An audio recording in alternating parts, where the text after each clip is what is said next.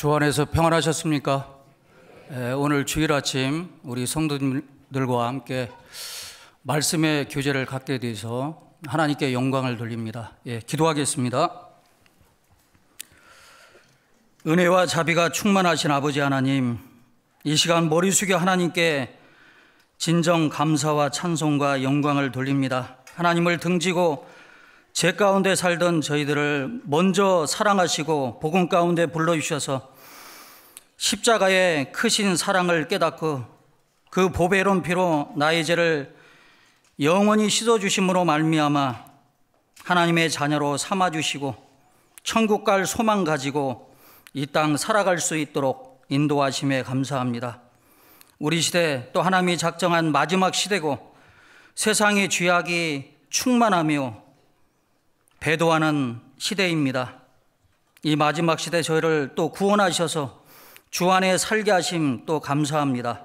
또 마지막 시대 복음의 전달자로 저희를 먼저 불러주셨습니다. 주님 앞에 갈 때까지 우리 주변에 또 친척 중에 가족 중에 지옥 가는 영혼들 말씀 가운데 인도해서 구원함을 받음으로 하나님께 영광 돌리는 삶을 살다가 언제라도 주님 오시면 부끄럼 없이 주님 앞에 설 수 있는 믿음의 성도님들이 다 될 수 있도록 도와주옵소서. 오늘 주일을 허락하셔서 이 자리에 또 모여서 주님께 감사하며 찬양하며 교제할 수 있도록 또 인도하심에 감사합니다. 우리 광주교회를 또 크게 쓰셔서 많은 또 교회가 탄생하게 하고 있고 또 대강당 리모델링 이제 거의 마치게 되었습니다. 이제 새로운 환경에서 우리 성도님들 주님 섬기며 교제에 힘쓰며 복음을 힘있게 증거하는 우리 성도님들이 다 될 수 있도록 도와주옵소서. 오늘 이 시간 하나님 앞에 있습니다. 하나님의 말씀으로 교훈하시고 또 하나님의 뜻이 무엇인지 깨닫게 하시고 우리의 남은 생에 어떻게 사는 것이 또 하나님 보시기에 합당한 삶인지를 깨닫는 귀한 시간 되게 인도해 주옵소서. 이 한 시간 주 성령께 의지합니다. 전국에 동일하게 주님의 이름으로 모이는 곳곳마다 함께 하시고 주님 홀로 영광받아 주옵소서. 모든 것 시종 주 성령께 의지하오며 예수님 이름으로 기도드렸습니다. 아멘. 마태복음 26장 보겠습니다. 성경 마태복음 26장 20절입니다. 마태복음 26장 20절 제가 몇 절 읽겠습니다. 저물 때 예수께서 12 제자와 함께 앉으셨더니 저희가 먹을 때 이르시되 내가 진실로 너희에게 이르노니 너희 중에 한 사람이 나를 팔리라 하시니 저희가 심히 근심하여 각각 여짜오되 주여 내니이까 대답하여 가라사대 나와 함께 그릇에 손을 넣는 그가 나를 팔리라. 인자는 자기에게 대하여 기록된 대로 가거니와 인자를 파는 그 사람에게는 화가 있으리로다. 그 사람은 차라리 나지 아니하였다면 제게 좋을 뻔하였느니라. 예수를 파는 유다가 대답하여 가로되 납비어 내니이까 대답하시되 네가 말하였도다 하시니라. 48절 예수를 파는 자가 그들에게 군호를 짜 가로되 내가 입 맞추는 자가 그이니 그를 잡으라 하였는지라. 곧 예수께 나와 납비어 안녕하시옵니까 하고 입을 맞추니 예수께서 가라사대 친구여 네가 무엇을 하려고 왔는지 행하라 하신대 이에 저희가 나와 예수께 손을 대어 잡는지라. 33절 보겠습니다. 베드로가 대답하여 가로되 다 주를 버릴지라도 나는 언제든지 버리지 않겠나이다. 예수께서 가라사대 내가 진실로 네게 이르노니 오늘 밤 닭 울기 전에 네가 3번 나를 부인하리라. 베드로가 가로되 내가 주와 함께 죽을지언정 주를 부인하지 않겠나이다 하고 모든 제자도 이와 같이 말하니라. 74절, 75절입니다. 저가 저주하며 맹세하여 가로되 내가 그 사람을 알지 못하노라 하니 닭이 곧 울더라. 이에 베드로가 예수의 말씀에 닭 울기 전에 네가 3번 나를 부인하리라 하심이 생각나서 밖에 나가서 심히 통곡하니라. 됐습니다. 오늘 주일을 우리 성도님들 만나 뵙게 돼서 반갑습니다. 광주교회는 제가 한 6년 8개월 만에 오는 것 같습니다. 그래서 저는 학예 수양회 마치고 리모델링 한다는 이야기를 들었고 또 광주교회 깨사무에 화면도 봤습니다. 그래서 대강당이 잘 리모델링 돼서 후에 한번 왔으면 좋겠다, 그런 생각을 좀 가졌는데 생각보다 빨리 좀 오게 된 것 같습니다. 어제 이제 강당 보니까요, 예전보다도 훌륭하고 앞으로 또 이렇게 새롭게 리모델링해서 강당에서 교제하면 또 말씀 들으면 정말 말씀이 너무나 꿀같이 달고 좋겠다 하는 생각을 좀 가져보고, 우리가 소집회도 하지만 또 명년 1월 달에는 또 이완 목사님 모시고 집회를 하기 때문에 또 많은 영혼들이 인도돼서 구원함을 받지 않을까 좀 생각을 좀 갖습니다. 우리가 사는 이 시대는 하나님이 작정한 마지막 시대입니다. 끝까지 이제 믿음을 지켜야 하나님이 우리에게 주시는 의의 면류관, 영광의 면류관을 얻을 겁니다. 바울 사도도 디모데후서 4장 7절에 내가 선한 싸움을 싸우고 달려갈 길을 마치고 믿음을 지켰으니 이제는 후래는 나를 위하여 의의 면류관이 예비되었다. 끝까지 믿음을 지키는 것이 필요하잖아요. 히브리서 3장 14절에도 우리가 시작할 때 확실한 것을 끝까지 견고히 잡으면 그리스도와 함께 참여한 자가 되리라. 끝까지 믿음을 지켜야 되는데 문제는 내가 하나님 앞에 어떤 믿음을 가지고 주님 앞에 서느냐, 참 그것이 문제잖아요. 누가복음 18장 8절에 인자가 올 때 세상에서 믿음을 보겠느냐. 하나님 보실 때 많은 사람들이 하나님을 믿고 있다고 생각합니다. 하여간 전 세계 기독교 천주교 다니는 분 따져보면 한 22억 된다고 합니다. 그 많은 사람들 중에 참으로 복음을 깨달은 사람 찾아보면 너무나 적습니다. 구원받은 믿음을 가진 자 찾아보면 너무 적고, 또 구원받은 믿음을 가진 자 중에도 하나님 보시기에 합당한 믿음을 가진 자는 너무나 적을 거라고 생각이 됩니다. 그래서 오늘 말씀의 주제는 이제 성경에 많은 본이 되는 믿음의 선배들이 많이 있습니다. 구약의 선자도 있고 사도들도 있습니다.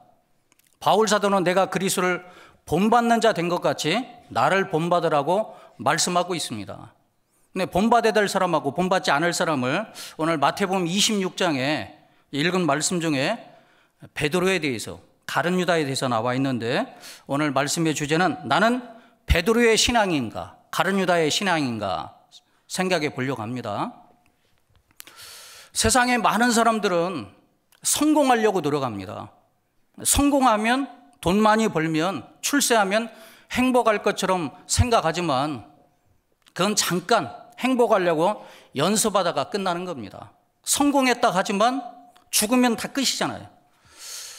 미국의 스티브 잡스, 애플을 창업해서 엄청난 돈을 벌었습니다. 그 사람이 죽고 나서 재산을 보니까 9조 8,600억입니다. 10원 한 장 가져가지 못했습니다. 사람들은 세상에서 성공하려고 하지만 그건 진정한 성공이 아니고 인생이 성공해야 되잖아요. 내가 죽었을 때 어디를 가느냐. 우리가 부자와 나사로의 비유를 보면 부자는 호의호식하면서 항상 잔치하면서 즐겁게 살았지만 죽었을 때 지옥불에 갔습니다. 나사로는 거지였지만 하나님을 믿었기 때문에 천국에 갔잖아요. 인생에 성공한 사람이 진정한 성공이라고 말할 수 있고, 우리가 구원받은 사람은 인생이 성공한 사람. 또 마태복음 4장에 보면 다윗이 행복에 대해서 그 죄를 가리우심을 받는 자는 복이 있고 주께서 그 죄를 인정치 아니할 사람, 죄사함 받은 사람이 행복한 사람이잖아요. 그래서 신명기 33장 29절에 이스라엘이여 너는 행복자로다. 너같이 구원을 얻은 백성이 누구냐. 정말 구원받은 사람 보면 너무나 적습니다. 노아의 때에 된 것과 같이 인자의 때에도 그러하리라. 노아 때 방주에 들어간 사람이 8명이잖아요. 겨우 8명. 우리 시대도 분명히 적을 거라고 생각합니다. 우리는 이제 구원받았기 때문에 인생이 성공했어요. 그런데 신앙이 성공해야 됩니다. 신앙이.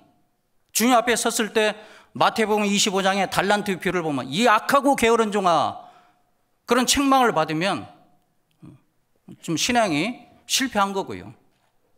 우리가 주님 앞에 가면 신앙생활을 못합니다. 착하고 충성된 종아, 그 소리 들으면 신앙이 성공한 자잖아요.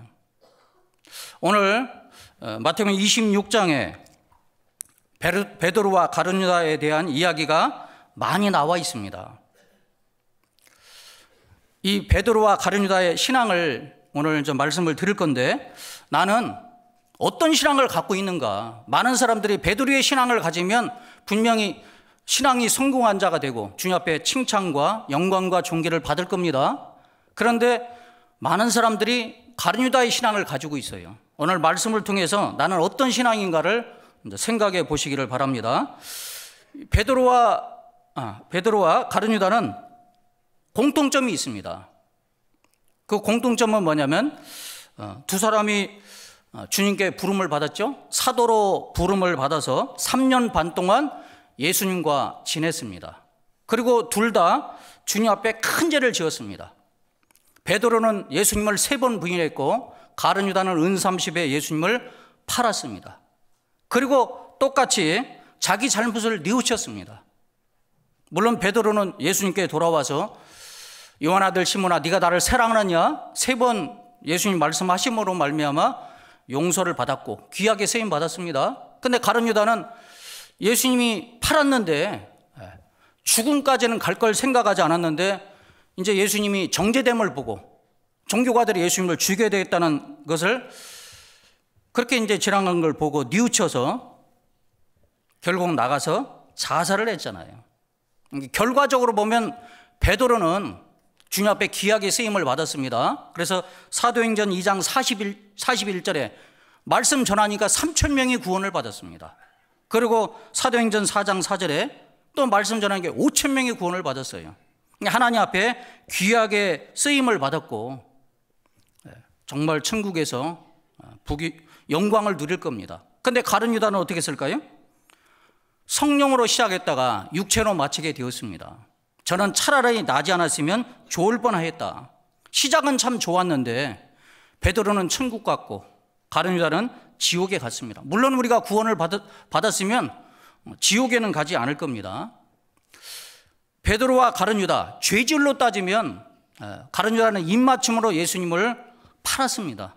근데 베드로는 3번 예수님을 부인했는데 아주 고의적으로, 아주 죄질이 더 나빠요. 마태복음 26장 69절 보겠습니다. 베드로가 바깥들에 앉았더니 한 비자가, 여종입니다, 나와 가로되 너는 갈릴리 사람 예수와 함께 있었도다 하거늘 베드로가 모든 사람 앞에서 부인하여 가로되, 부인 동그라미 쳐보세요. 나 예수님 모른다 부인했습니다.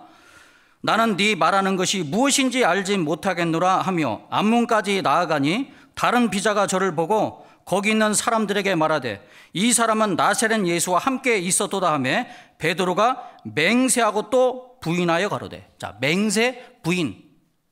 처음에는 부인했다가 두 번째는 맹세하고, 어떻게 맹세했는지는 모르겠습니다. 맹세하고 부인했어요. 내가 그 사람을 알지 못하노라 하더라.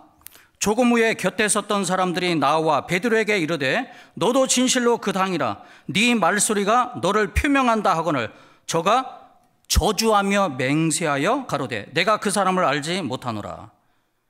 저주, 맹세, 모른다. 아주 의도적으로 아주 맹세하면서 3년 반 동안 예수님과 동고동락했는데 베드로는 맹세하며 모른다. 내가 예수님 안다면 하늘에서 벌을 내려도 내가 받겠다. 그렇게 했는지는 모르겠지만 아주 맹세하면서 저주까지 했습니다. 이게 죄질로 따지면 베드로는 정말 나쁘잖아요. 근데 베드로는 귀하게 쓰임 받았고 가룟 유다는 버림을 받았습니다. 그러면 베드로와 가룟 유다의 차이는 무엇일까? 첫 번째는 베드로는 영에 속한 사람이고 가룟 유다는 육에 속한 사람입니다. 고린도전서 2장 3장에 보면 육에 속한 사람이 있고 육신에 속한 사람이 있고 신령한 자가 있어요. 육에 속한 사람은 구원받지 않는 사람이고 신령한 자는 구원받은 사람, 그리스도의 영이 내 안에 있는 사람이잖아요. 그런데 신령한 자, 그리스도인을 알지라도 육신에 빠져서 얼마든지 살아갈 수 있습니다. 교회는 나오지만 또 나가서는 이방인처럼 세상 사람처럼 사는 사람도 참 많이 있잖아요. 베드로는 영에 속했기 때문에 비록 자기가 잘못했지만 예수님을 3번 부인했지만 회개하고 예수님께 돌아왔습니다. 그런데 가룟 유다는 자기 잘못을 뉘우쳤지만 예수님께 돌아오지 못하고 양심의 가책을 느꼈는지 나가서 자살을 했잖아요. 가룟 유다가 예수님을 팔아서 지옥에 간 것은 아닙니다. 예수님을 파는 악역을 해서 지옥 간 것은 아니고 예수님께 돌아오지 않았기 때문에 그렇습니다. 만약 가룟 유다가 예수님을 팔지 않았다면 로마서 12장 1절에 보면 수만 명이 예수님을 따라갔습니다. 수만 명. 그러면 로마에서 군중 선동죄로 예수님을 몰아서 십자가에 못 박을 수도 있을 겁니다. 가룟 유다는 예수님의 사도로 부름을 받았지만 돈에 눈이 어두워서 선생까지 팔았잖아요. 이게 천상에서 지옥의 나락으로 떨어지게 되었습니다. 가룟 유다가 돈깨를 맡았기 때문에 돈에 대한 욕심을 가져서 나중에는 결국 선생을 은삼십에 팔았습니다. 그래서 가룟 유다 편에서 보면은 이 돈깨를 맡은 것이 독이 든 성배가 됩니다. 돈깨를 안 맡았다면, 회개를 안 맡았다면 돈에 대한 욕심이 없었을 것이고 귀하게 쓰임 받았을 거라고 생각합니다. 교회 중에서도 보면 어떤 임원을 맡아서요, 앞장서서 일하다 보니까 어떤 생각, 자기 주관, 육신적인 생각으로 교회를 이끌어갈 때가 많이 있습니다. 그러다 보면 이게 부딪힐 때가 많이 있어요. 그래서 결국에는 문제가 돼서 주님의 몸된 교를 떠납니다. 교회는 많이 있지만 주님 보실 때 참으로 참다운 교회는 구원받은 무리여야 되잖아요. 두 번째, 그 속에 성령님이 역사해야 됩니다. 그리고 복음이 전해져야 되잖아요. 복음이 전해지면 구원받는 역사가 일어납니다. 우리 시대 교회는 참으로 많지만 구원받은 무리, 정말 성경대로 정확한 복음이 전해서 구원받는 역사가 일어나는, 성령이 함께하는 교회 많지 않잖아요. 이 무리에서 떨어지면 가지가 포도나무를 떠난 것과 똑같습니다. 그동안 신앙생활한 것이 한순간에 넘어질 수도 있어요. 직분을 가질수록 더욱더 성도를 섬기고 교회를 섬긴다는 마음을 가져야지, 내 생각대로 주관대로 하다 보면 나중에 문제가 돼서 그게 자기에게 이득이 아니라 신앙이 성장하고 주님 앞에 기이 쓰임받는 것이 아니라 버림받을 수도 있다는 것도 생각을 해봐야 될 것 같습니다. 그러면 베드로는 왜 영에 속한 사람이 되었고 가룟 유다는 육에 속한 사람이 되었을까요? 그 결정적인 이유는 뭐냐면 주님과의 만남의 차이입니다. 주님과의 만남의 차이. 체험적으로 주님을 만나느냐 못 만나느냐, 체험적인 신앙이냐 아니냐의 차이. 우리가 구원받았으면 이건 정말 체험적인 신앙입니다. 이 체험적인 신앙을 가져야 되거든요. 이 성경을 보니까 가룟 유다는 개인적으로 예수님과 1대1 만났다는 내용이 없습니다. 누가복음 6장에 가보면 예수님이 산에 올라가 밤이 맞도록 기도하시고 많은 제자 중에 12제자를 선택했습니다. 그 많은 제자 중에 가룟 유다도 뽑힌 거예요. 그러니까 신앙생활을 잘했던 것 같습니다. 그런데 원래 회개를 맡으려면 마태, 레위잖아요. 세리기 때문에 회개를 잘할 건데 가룟 유다가 제가 돈깨를 맡겠습니다, 이렇게 부탁해서 맡았는지는 모르겠지만 통깨를 맡은 것이 다릅니다 하는 자기 영혼을 팔아버리는 결과가 된 겁니다. 그런데 베드로는 이 성경에 보니까 예수님과 1대1 만남이 2번 있었습니다. 그래서 요한복음 1장에 가보면 베드로의 동생 안드레가 예수님께 베드로를 인도했습니다. 예수님께서 시몬에게 베드로라는 이름을 더하셨잖아요. 그리고 누가복음 5장에 가보면 예수님 말씀 들으러 많은 사람들이 왔습니다. 마침 베드로 배에 있기 때문에 예수님이 베드로의 배를 타고 많은 사람에게 말씀을 전했습니다. 그리고 깊은 데로 가서 그물을 내리라 했습니다. 많은 고기가 잡혔잖아요. 그래서 원래 깊은 데는 고기가 거의 없습니다. 나일론 그물이 1950년도에 나왔답니다. 우리가 그물 보면 구멍이 뚫려 있으면 다 도망가잖아요. 옛날에는 그런 그물이 아니었잖아요. 나일론 그물이 아니었기 때문에 고기가 아무리 눈이 어둡다 할지라도 낮에 고기 잡기는 참 어렵습니다. 그런데 베드로가 밤새도록 그물을 던졌지만 한 마리도 못 잡았잖아요. 그런데 예수님 말씀에 그것도 낮에, 대낮에 베드로는 갈릴리 바다에서 어릴 적부터 어부로서 잔뼈가 굵었습니다. 어디다 그물을 쳐야 고기가 잘 잡히는지를 잘 알고 있는데 예수님은 자기 상식과 정반대입니다. 도저히 이해가 안 됐지만 내가 말씀에 의지해서 내리리다 내렸더니 그물이 찢어지도록 2배 가득 찼다고 말씀하고 있어요. 그 모습을 보고 예수님이 주시구나. 다른 사람들은 그물에 고기를 배에 얹으라고 정신이 없는데 베드로는 자기 자신을 봤습니다. 나는 죄인으로서이다. 나를 떠나소서. 예수님 말씀 한마디에 많은 고기를 잡히니까 자기가 죄인임을 알았잖아요. 그리고 예수님을 믿게 됐죠. 우리가 지옥 갈 죄인임을 알았을 때 복음 말씀이 내 마음에 믿어집니다. 회개하고 복음을 믿으라. 회개하고 너희 죄 없이 함을 받으라. 회개가 이루어지지 않으면 구원을 받을 수 없잖아요. 그래서 마가복음 1장에도 보면 죄사함을 얻게 하는 회개가 전파됐다고 말씀하고 있습니다. 베드로는 체험적인 신앙을 딱 가진 거예요. 그래서 예수님이 불렀을 때 모든 것을 버리고 따라갔잖아요. 믿음의 선진들을 다 보면은 이 체험적인 신앙을 가졌습니다. 체험적인 신앙을 가진 사람들이 주님 앞에 귀하게 쓰임받는 것을 볼 수 있어요. 아브라함은 갈대아 우르에서 태어났습니다. 지역 유지인데도 몰라요. 지금이야 자유롭게 여행하지만 옛날에는 한 지역에 태어나면 죽을 때까지 그 지역을 거의 떠나지 않습니다. 그런데 평생 가보지 않은 곧 가나안 땅에 가라는 겁니다. 너는 너희 본토 친척 아비집을 떠나 내가 네게 지시할 땅으로 가라. 왜 아브라함이 갔을까요? 사도행전 7장 2절 3절에 보면 영광의 하나님이 그에게 보여 가라사대 네 고향과 친척을 떠나 내가 네게 보일 땅으로 가라. 하나님이 보였다고 말씀하잖아요. 하나님의 음성을 분명히 들었습니다. 노아 때 비 한 번도 안 왔습니다. 물로 세상을 쓸어버리겠다. 노아는 하나님의 음성을 들었잖아요. 한 번 듣고 배의 길이, 넓이, 높이를 알려주고 배 만들려면 만들 수 있겠습니까?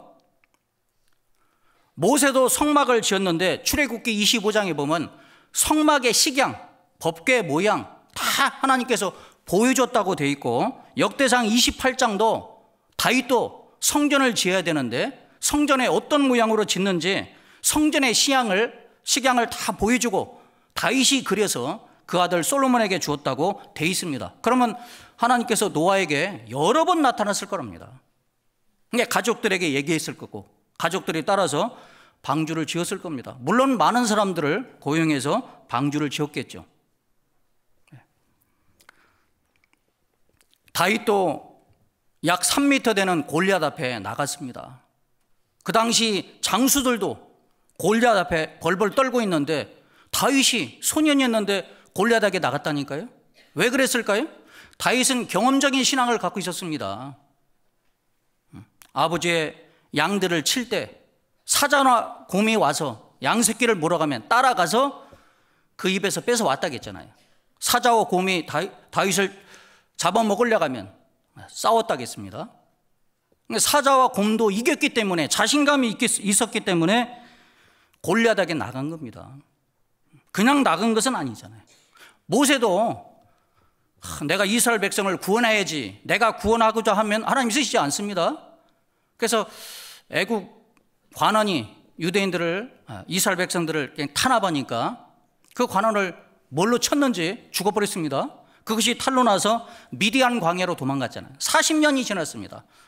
하나님께서 떨기나무에서 나타나서 너를 이스라엘 백성의 구원자로 쓰시겠다, 보낼 만한 사람을 보내시지요. 저는 입이 뻣뻣합니다. 둔한 사람입니다. 부족합니다. 모세한테 어떻게 합니까? 지팡이를 던져버려라. 던지니까 뱀이 됐습니다. 그리고 손을 가슴 속에 집어넣고 빼니까 문둥병이 발했잖아요. 그런 어떤 기적적인 체험, 내가 너와 함께가 있다는 그 체험을 가졌기 때문에 결국 이스라엘 민족을 구원하러 갔습니다. 구원했잖아요. 바울 사도는 어떨까요? 바울 사도는 유대교 골수분자입니다. 어떤 사람도 바울 사도를 개종하지는 못할 겁니다. 주님이 개종하셨어요. 그래서 다메섹에 예수 믿는 자리 있다는 소문을 듣고 대제사장에게 예수 믿는 자를 잡아갈 공문을 가지고 가는데 다메섹 도상에서 해보다 밝은 빛이 비쳤습니다. 사울아 사울아 어찌하여 나를 핍박하느냐, 주여 네 신이니까 나는 네가 핍박하는 예수라. 네가 일어나 성으로 들어가라. 행할 것을 네게 이를 자가 있으리라. 이 바울 사도가 4가지 기적을 봤습니다.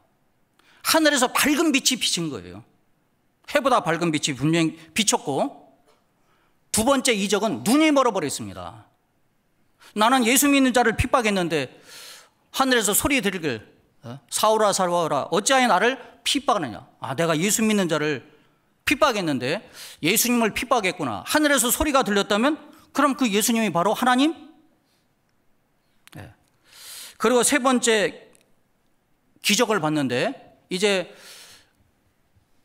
이 바울이 다메섹에 가서 간절히 기도했습니다. 간절히 기도했더니 환상이 보이기를 아나니아라는 사람이 자기 집에 안수함으로 다시 보게 된다는 환상을 봤어요. 그리고 조금 있다가 네 번째 기적이 뭐냐면 아나니아가 실제로 왔습니다. 네가 길에서 보던 예수님, 네가 길에서 만난 그 예수님께서 나를 보내사 너로 다시 보게 하신다. 안수하니까 눈에서 비늘 같은 것이 떨어져서 다시 보게 됐잖아요. 4가지 기적을 통해서 이 바울 사도는 완전히 바뀌었습니다. 그 즉시 나가서 회당에서 예수님이 하나님의 아들이라고 전도했잖아요. 우리 시대는 하나님께서 하나님의 음성을 듣는다거나 어떤 기적을 보여주는 그런 체험은 가질 수는 없습니다. 지금은 오로지 성경을 통해서만 하나님을 믿을 수 있어요. 그런데 우리가 이제 성경 강해를 통해서 정말 과거 역사뿐만 아니라 이스라엘 민족의 역사, 또 우리 시대에 되어지는 역사. 제가 84년도 구원을 받았습니다. 그 전에 일반교회를 좀 다녔는데 그때 80년대 말에 바코드가 나왔거든요. 그런데 지금은 어떻습니까? 그게 이제 칩이 이제 손에 넣는 동영상까지 지금 나오고 있잖아요. 우상이 말을 한다겠는데 저 홍콩에서 소피아라는 인공지능, 이건 사람과 비슷합니다. 인공지능을 만들었습니다. 소피아라는 사람과 비슷합니다. 64가지 사람 표정을 다 할 수 있대요. 그래서 사람과 자기가 생각하면서 다 대화를 합니다. 그래서 적그리스도가 우상을 가지고 세상을 지배할 것이다, 그런 것들이요 우리 눈앞에 가시적으로 온 것입니다. 우리 살아있을 때 주님 오시는 것은 그 분명한 사실이잖아요.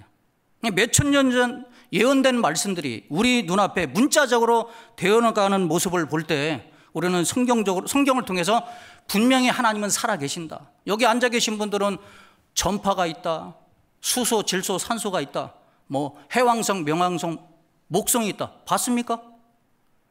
과학책을 통해서 그 100% 믿잖아요. 우리는 성경을 통해서 정말 하나님 살아계심 100% 저는 믿습니다. 정말 이 성경 말씀 들었을 때 천국과 지옥이 있는데 두려워 떨었습니다. 처음에는 정말 지옥 갈까 봐 두려워 떨었습니다. 그 유황불로 세세토록 고통받는 건 생각해 보세요. 그런데 이제 구원받고 나니까 하나님의 사랑이 너무나 큽니다. 구더기 같은 나를 위해서 예수님이 채찍 맞고 못 박히고 돌아가셨구나. 하나님이 나를 만들었기 때문에 내가 너를 사랑한다고 말로는 할 수 있지만 하나님도 행함으로 진짜 나를 사랑한다는 것을 보여주셨잖아요. 누가 벌레 같은 구더기를 위해서 죽어주겠습니까? 주님이 그렇게 하셨잖아요. 그 사랑이 너무나 크고 감격해서 이 사랑에 이끌려서 절대 주님을 배반할 수 없는 겁니다. 베드로는 주님의 사랑을 알았지만 가룟 유다는 주님의 사랑을 진짜 받지 못한 거잖아요. 영적 체험을 했느냐, 성경적으로 체험적으로 주님을 만나서 구원함을 얻었느냐 못 얻느냐 차이가 영에 속한 사람이 되고 육신에 속한 사람이 될 수 있습니다. 두 번째, 베드로와 가룟 유다의 차이는 주님을 아는 차이입니다. 주님을 아는 차이. 다른 제자들은 예수님을 주라고 불렀습니다. 그런데 가룟 유다는 끝까지 예수님을 선생으로 불렀잖아요. 마태복음 26장 25절입니다. 마태복음 26장 25절. 예수를 파는 유다가 대답하여 가로되 랍비여 내니이까. 선생님의 높은 말 랍비여 내니이까. 대답하시되 네가 말하였도다. 랍비여. 또 48절. 예수를 파는 자가 그들에게 군호를 짜 가로되 내가 입 맞추는 자가 그이니 그를 잡으라 하였는지라. 곧 예수께 나와 랍비여 안녕하시옵니까 하고 입을 맞추니. 끝까지 랍비여. 가룟 유다는 그랬습니다. 다른 제자들은 어떻게 했을까요? 베드로는 예수님을 주로 알았죠. 베드로 처음에는 예수님을 선생으로 알았습니다. 그런데 이적을 보고 나서 예수님을 주로 아는 거예요. 누가복음 본문은 표시하시고 5장을 보겠습니다. 누가복음 5장 4절입니다.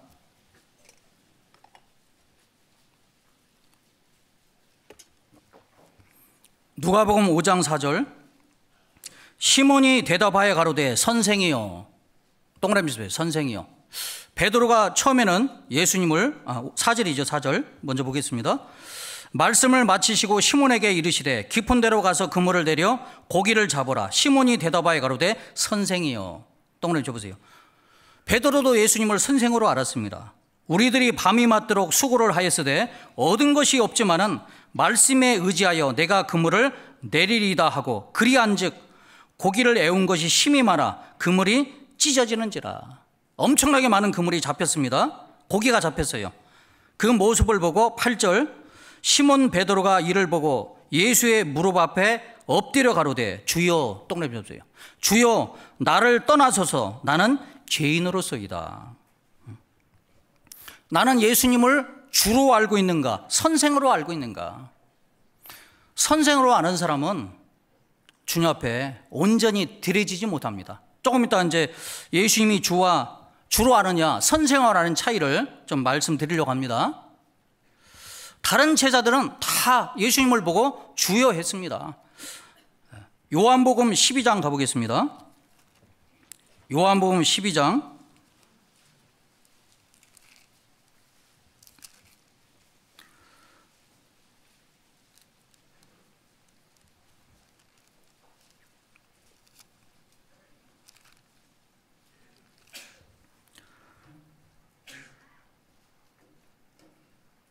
13장 보겠습니다. 13장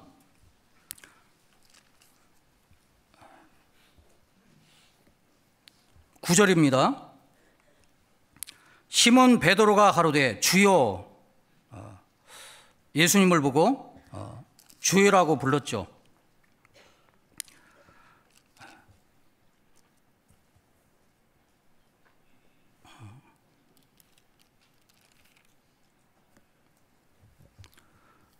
(14장 6절입니다. 빌립이 가로되 주여, 빌립이란 제자도 주여 아버지를 우리에게 보여주옵소서. 빌립도 예수님을 보고 주여라고 했습니다. 그리고 5절 말씀 보겠습니다. 도마가 가로되 주여 어디로 가시는지 우리는 알지 못하거늘. 도마도 예수님을 보고 주여. 또 22절을 보겠습니다. 22절 가로짓 아닌 유다가, 가로도 아닌 유다가 가로되 주여 어찌하여 자기를 우리에게는 나타내시고. 다른 제자들은 예수님을 보고 주여라고 부른 겁니다. 베드로도 예수님을 선생으로 알았는데 왜 주여라고 불렀냐면 큰 이적을 보고 나서요. 그러면 가룟 유다도 예수님 생에서 예수님이 많은 이적을 행하셨잖아요. 죽은 지 나흘 된 나사로도 살렸고, 죽은 사람 3사람 살렸습니다. 오병이어의 기적도 있고, 바다 위도 걸으시고, 각종 병들을 다 고쳤으면 가룟 유다가 예수님을 주라고 불러야 되는데 끝까지 선생으로 알았습니다. 그러면 우리는 이제 구원을 받아서 예수님을 주로 알았죠? 주로 아는 사람하고 선생으로 아는 사람의 차이가 무엇일까? 한 5가지를 좀 말씀드려보려고 합니다. 첫 번째로 주님을 주로 아느냐 선생으로 아느냐의 차이는 주님을 따라가는 면에서 차이가 있습니다. 주님을 따라가는 면에서. 가룟 유다는 예수님을 선생으로 알았기 때문에 끝까지 따라갈 수가 없어요. 예수님을 주로 아는 사람이 끝까지 따라갑니다. 예수님이 나의 구원자, 나의 주인이십니다. 그래서 주님을 따라가고 섬기는 것을 주님을 주로 아는 사람은 신앙생활의 목적으로 알고 살아갑니다. 우리가 구원받았으면 주님의 나의 주시잖아요. 그래서 주님을 섬기면서 천국을 소망하면서 영원한 것을 위해서 우리가 살아갑니다. 주님이 불렀을 때 베드로, 안드레, 야고보, 요한 예수님의 제자로 불렀습니다. 모든 것을 버리고 따라갔잖아요. 마태복음 4장을 가보겠습니다. 마태복음 4장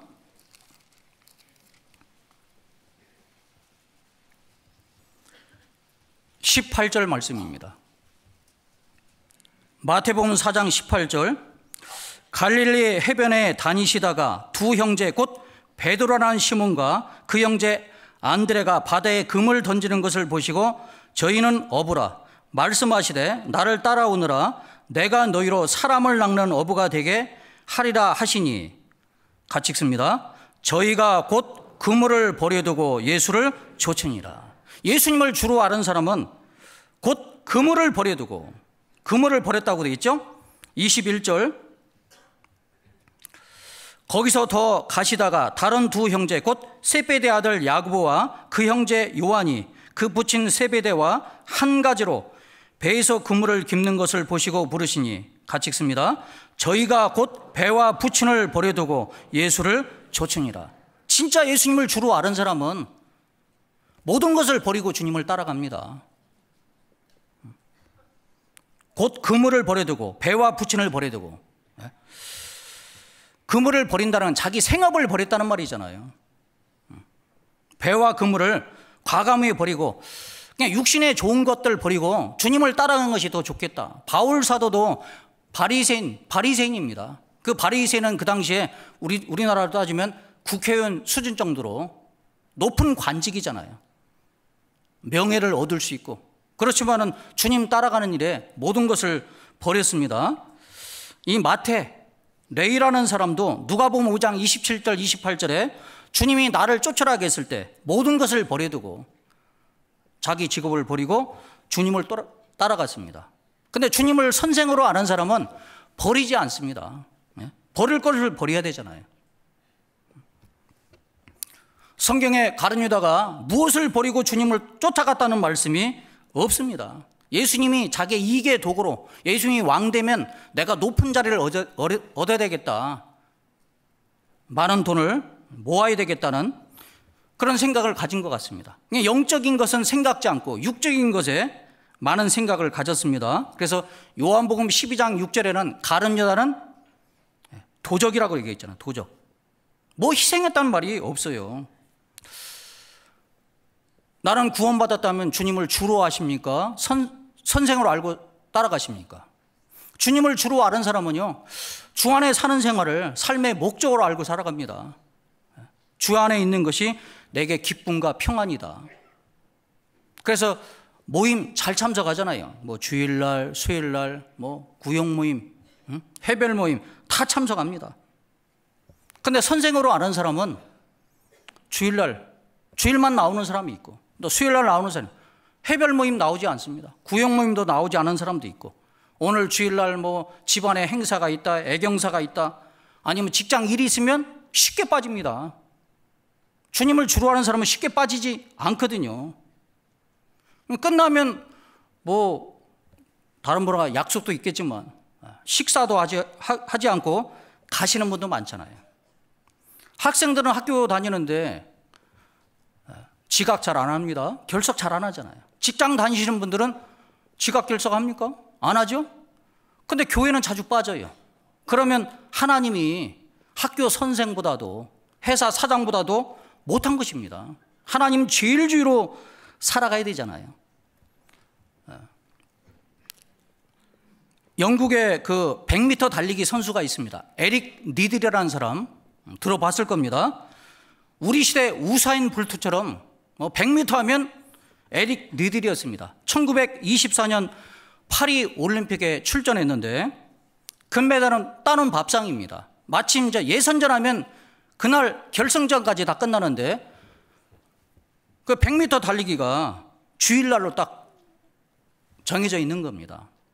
그래서 나는 하나님을 믿기에 주일 빠지고 100m 나가는 것은 합당치 않다. 그래서 나는 주일날 100m 달리기 나가지 않겠습니다. 그러니까 영국 왕실에서 막 회의를 합니다. 근데 돌이키지 않았습니다. 또 국민들도 막 비방을 하는 겁니다. 개인의 신앙을 위해서 국가의 유익을 포기하는 자라고, 아주 나쁜 사람이라고 매도했는데 결승 나가는 거, 예선전 나가는 거 포기했습니다. 교회 나갔거든요. 그리고 자기 주 종목이 아닌 400m에 출전해서 세계 신기록을 수립합니다. 내가 100m 나가서 금메달 따는 것보다도 내 개인의 영광, 국가의 영광 될 수 있지만 교회에 빠지고 나가지는 않겠다. 먼저 하나님 앞에 우선순위다. 너희는 먼저 그의 나라와 그를 구하라겠잖아요. 그럼 나는 어떨까요? 주님을 섬기는 일에, 따라가는 일에 거침거리, 방해거리가 된다면 하지 말아야 되잖아요. 제가 아는 한 형제님은 이 테니스를 잘 칩니다. 그래서 시장하고 잘 알아요. 시장하고 시에 높은 관직을 가진 사람하고 잘 알면은 자기 사업하는데 유리할 수 있습니다. 도움을 받을 수 있잖아요. 그런데 구원받고 나니까 이 주일날 뭐 테니스 가르쳐주고 서로 이렇게 같이 치는데 상담했습니다. 테니스 하지 말라고. 토요일날 하든지 다른 날 하고 주일날 하지 말아라. 그 말 듣고 한순간에 잘라버렸습니다. 우리는 어떨까요? 내가 구원받았으면 제사 잘랐습니까? 술, 담배 잘랐나요? 노름, 게임, 또 합당치 못한 세상적인 술, 뭐 이런 모임들이 있으면 그 과감하게 잘라버려야 되잖아요. 물론 이제 필요해서 나갈 수도 있고 전도할 사람을 만나기 위해서 나갈 수는 있지만 내 신앙에 방해가 된다면 과감하게 잘라야 되는데 술, 담배, 노름 이런 것들을 자르지 못하고 있다면 나는 지금 내 신앙은 주님을 선생으로 알고 따라가는 것이 되는 겁니다. 선생으로 아는 사람은 끝까지 주님을 따라가지 못해요.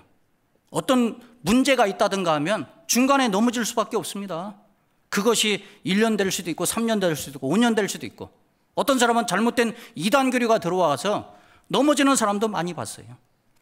마태복음 8장 가보겠습니다. 마태복음 8장 18절입니다.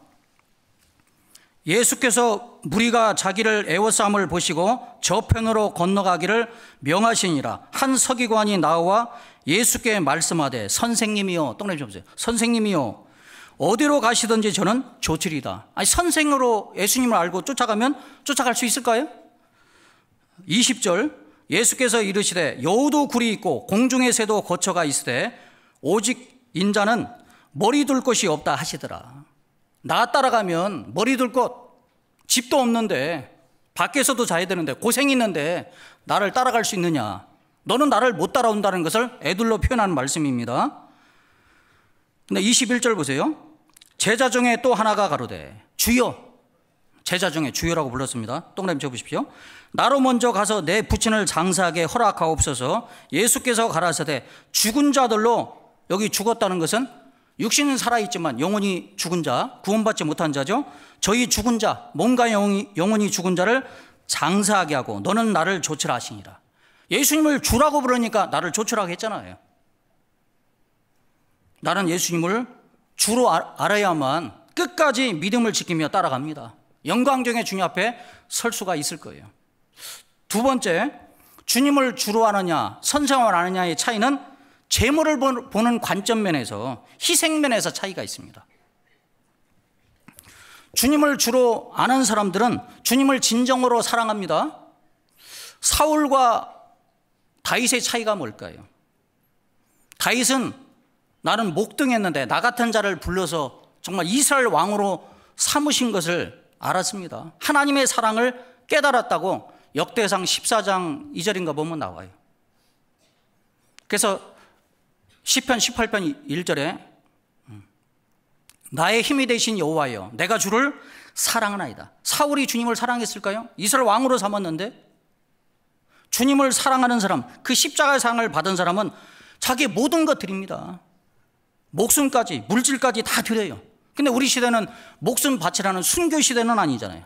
목숨 바치는 것보다도 물질 드리는 것은 더 쉽고, 물질 드리는 것보다도 내 몸, 내 시간 들여서 교제 참석하는 것은 쉽잖아요.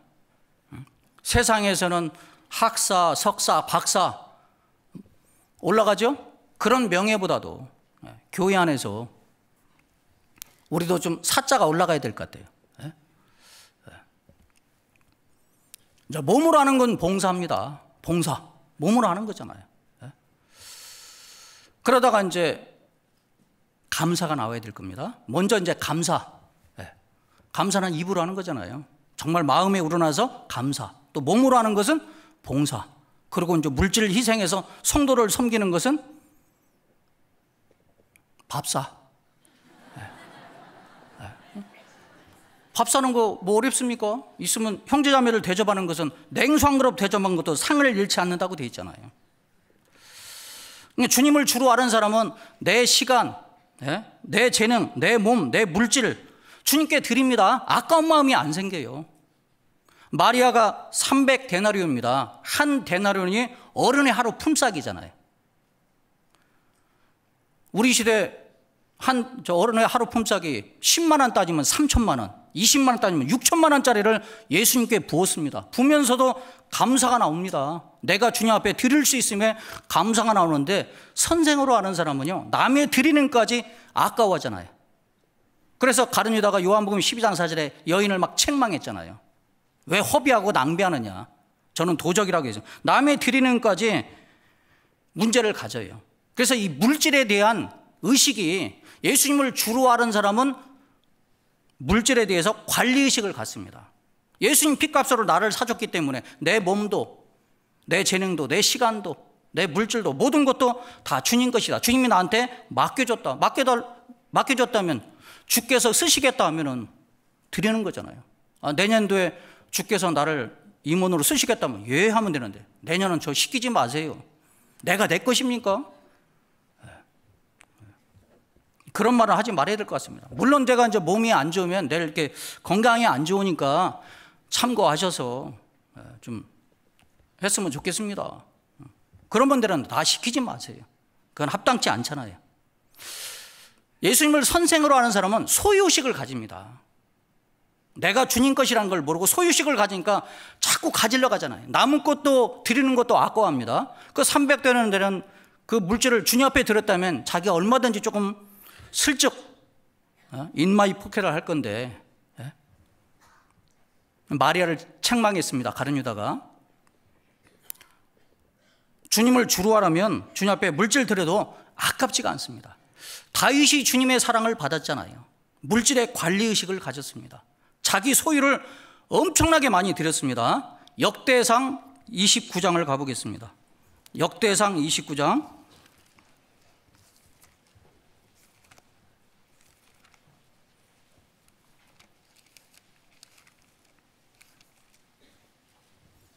다윗은 전쟁을 통해서 또 주변 나라 조공을 바침을 통해서 많은 물질을 하나님 앞에 드렸어요. 역대상 29장 3절입니다. 2절, 내가 이미 내 하나님의 전을 위하여 힘을 다하여 예비하였나니. 또 3절, 성전을 위하여 예비한 이 모든 것 외에도 내 마음에 내 하나님의 전을 사모함으로 나의 사유의 금은으로 내 하나님의 전을 위하여 드렸느니. 곧 오빌의 금 3,000달란트와 천은 7,000달란트라. 금 3,000달란트, 천은 7,000달란트. 제가 이제 금값, 은값이 잘 나갈 때 계산해 봤더니 금 3,000달란트가 약 103톤 나가더라고요. 은은 7,000달러가 240톤. 이 계산해 봤더니 약 5조 원 됩니다. 5조 원. 5조 원 되는데 이걸 엄청난 돈입니다. 365일 곱하기 2000년 따지면 73만 일 나와요. 73만 일. 5조 이상, 5조 360억 나왔는데 73만 일 나누면 하루에 700만 원 이상 하나님께 헌금한 꼴이 되는 겁니다. 엄청난 액수를 하나님께 드렸어요. 다윗이 드리니까 그 신하들도 많이 드렸죠. 6절, 이에 모든 족장과 이스라엘 모든 지파 어른과 천부장과 백부장과 왕의 사무감독이 다 즐거이 드리되, 다 즐거이 드렸죠. 하나님의 전 역사를 위하여 금 5,000달란트와 금 다리 1만과 은 1만 달란트와 많은 걸 드렸습니다. 그러니까 그 모습을 보고 백성들도 즐겁게 드린 거예요. 9절 같이 읽겠습니다. 백성이 자기의 즐거이 드림으로 기뻐하였으니 곧 저희가 성심으로 여호와께 즐거이 드림이며 다윗 왕도 기쁨을 이기지 못하여 하니라. 즐거이 드림으로, 성심으로 내 모든 것을 드렸다고 돼 있잖아요. 14절 보겠습니다. 다윗이 이런 말을 했어요. 나와 나의 백성이 무엇이간데 이처럼 즐거운 마음으로 드릴 힘이 있었나이까. 즐거운 마음으로 드릴 힘, 주님의 십자가 사랑을 받은 사람, 그 은혜 보답하고 싶은 사람. 주님은 목숨까지 줬는데 하계 수양에 가보면 담배 때문에 술 때문에 상담하러 오신 분이 있습니다. 예수님은 나를 구원하기 위해서 목숨까지 끊어줬다고. 그 술 담배 끊으시라고 그동안 많이 했잖냐고. 물질에 대해서 관리의식을 갖는 사람은요 즐거운 마음으로 드려요. 아깝지 않습니다. 그런데 소유의식을 가지면 우리 리모델링 하는데도 많은 돈이 들어가는데 불평할 수 있잖아요. 그러면 나는 주님을 지금 선생으로 알고 믿음 생활을 하는 겁니다. 주님께 드리는 것이 아까워요? 예수님은 바로 하나님이신데 하나님이 나를 위해서 목숨을 버려줬잖아요. 물질에 관리의식을 가져야 됩니다. 한 형제님이 이제 후배를 전도했습니다. 아니, 선배를 전도했는데 선배가 신앙생활 잘 못해요. 자꾸 이제 도와주다가 다른 지역으로 후배가 이제 이사를 갔습니다. 그래서 나중에 이제 그 선배가 믿음 생활에서 구역장이 된 거예요. 그래서 이제 학예수양에서 만났습니다. 아, 내가 구역장이 됐다고. 근데 물질에 대해 인색했거든요. 물질은요, 물질 초월했어요. 그랬더니 아직 초월하지 못했답니다.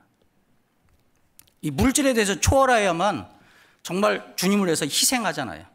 소유의식을 가지면 항상 뭐든지 인색합니다. 신앙이 성장이 안 돼요.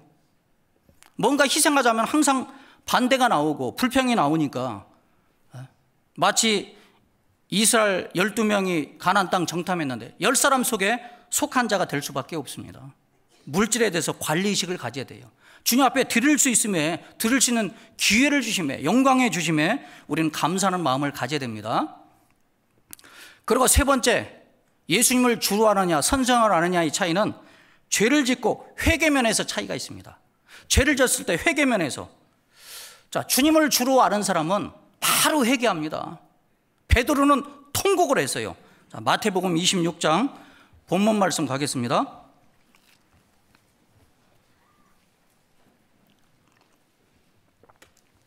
예수님이 베드로에게 닭 2번을 울기 전에 네가 3번 나를 부인하리라 말씀했거든요.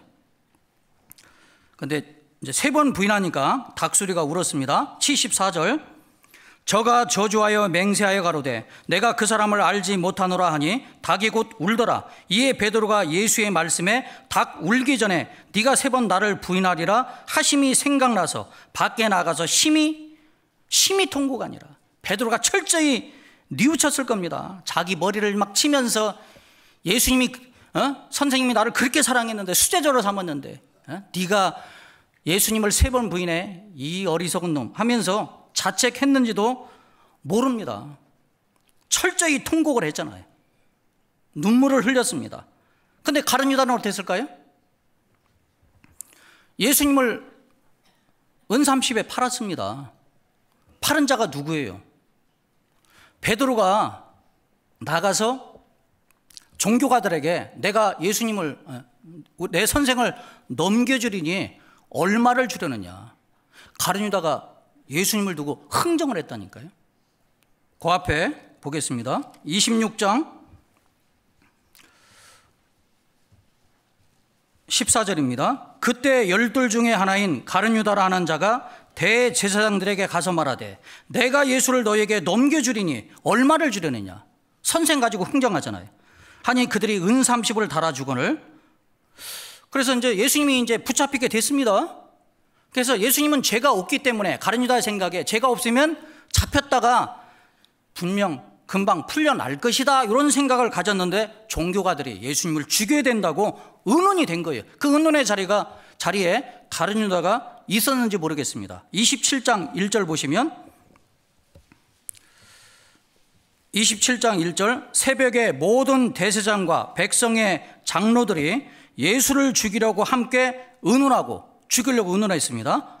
결박하여 끌고 가서 총독 빌라도에게 넘겨주니라. 이제 빌라도에게 넘겨줬다는 것은 이제 예수님을 죽이는 것이 결정됐다는 말이잖아요.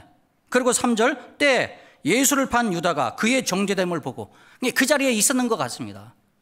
내 의도는 그냥 감옥에 갔다가 죄 없으니까 나올 줄 알았는데 예수님이 죽게 됐잖아요. 그래서 어떡합니까? 3절에 그의 정죄됨을 보고 스스로 뉘우쳐 그 은 30을 대제사장들과 장로들에게 도로 갖다 주며 가로되 내가 무지한 피를 팔고 죄를 범하였도다. 5절, 유다가 은을 성소에 던져놓고 물러가서 스스로 목매어 죽은지라. 그런데 뉘우쳤죠? 근데 가룟 유다가 철저히 뉘우친 건 아닙니다. 눈물을 흘렸다는 말이 없어요. 다윗과 사울의 차이가 뭡니까? 사울은 도덕적으로 흠이 없습니다. 다윗은 간음죄, 살인죄를 범했잖아요. 네 이웃의 아내를 탐내지 말라. 10계명의 10번째 계명, 6번째 살인하지 말라, 7번째 간음하지 말라, 3가지 계명을 지켰습니다. 만약 우리 시대 대통령이 그런 죄를 범했다면 이거 탄핵감이잖아요. 근데 다윗은 귀하게 쓰임을 받았습니다. 즉각적으로 회개를 했거든요. 나단 선지자의 책망을 받고 내가 하나님께 죄를 범했노라. 철저히 뉘우쳤습니다. 다윗이 정말 눈물을 흘렸잖아요. 사울은 아말렉 족속을 완전히 진멸하라겠는데 진멸하지 않았죠? 순종을 했지만 100% 순종한 건 아니에요. 이게 짐승의 소리가 들려옵니다.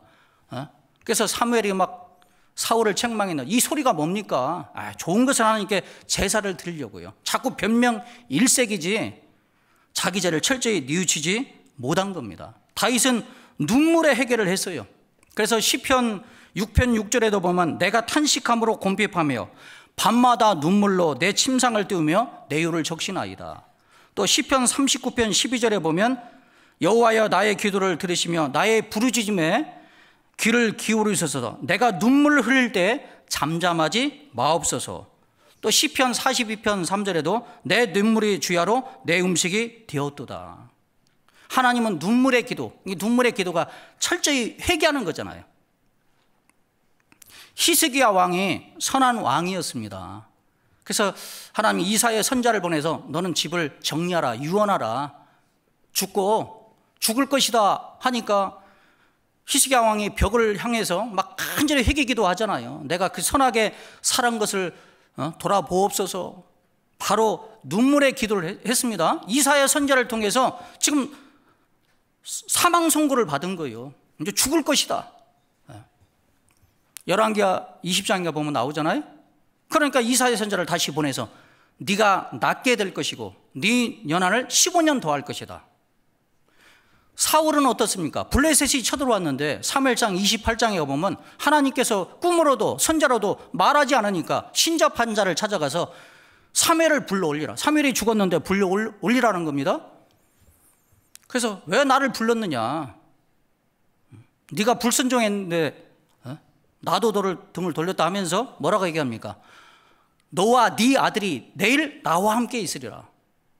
네 나라는, 이 나라는 블레셋에게 망할 것이다. 그럼 나라가 망한다고 되어 있습니다. 너도 죽고 네 아들도 죽을 것이다. 사형 선고를 받은 거예요. 받았는데 그래서 그냥 땅에 엎드려졌습니다. 그러면 어떻게든지 살려주십시오. 내 아들 나는 죽어도 좋지만 이 나라는 망하지 않게 해주십시오. 간절히 통곡의 기도를 해야 되는데 눈물 한 방울도 흘리지 않았습니다. 결국 죽임을 당했잖아요. 이 전도할 때도 눈물의 기도가 필요하잖아요. 우리가 이제 한 영혼을 전도할 때 기도 부탁하고 그 사람하고 자주 접촉해서 또 커피도 마시고 음식도 사주고 그러다가 안 되면 어떻게 됩니까? 선물 공세를 좀 해야 되잖아요. 잠언 19장을 한번 가보겠습니다.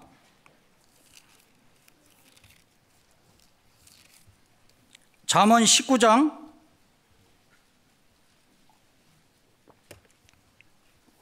6절 말씀입니다. 잠언 19장 6절 같이 읽겠습니다.